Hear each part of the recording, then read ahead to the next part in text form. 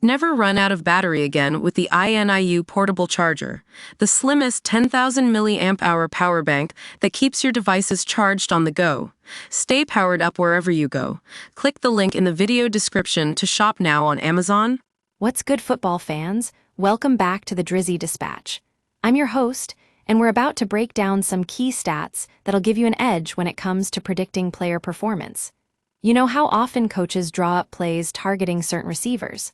Well, we've got the top WRs from each situation of the 2024 season right here. First up, let's look at the slot receiver position. Who was the target king in this spot?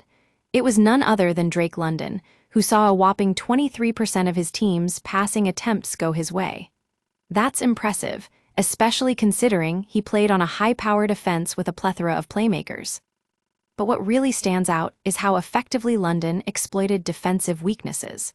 According to data from the NFL, London was targeted in the slot 71 times, which accounted for about 37% of all targets in that area. His ability to create separation and make plays downfield made him a nightmare for defenders.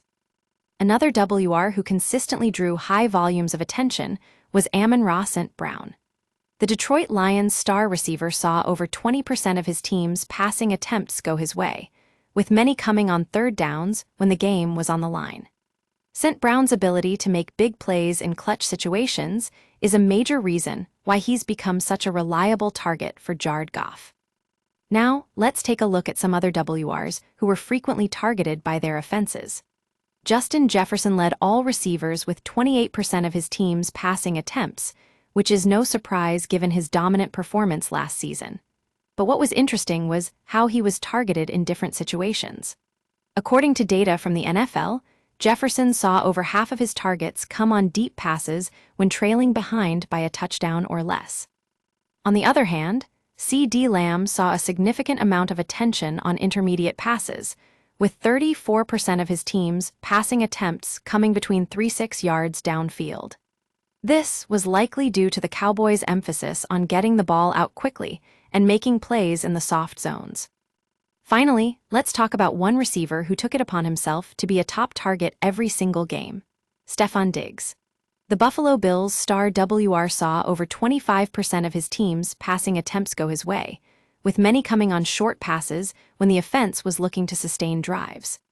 According to data from the NFL, Diggs was targeted in the red zone an impressive 21 times, which accounted for about 10% of all targets in that area. In conclusion, these stats show just how important targeting is in the passing game. Coaches who can draw up effective play action and exploit defensive weaknesses are going to have a major edge when it comes to winning games.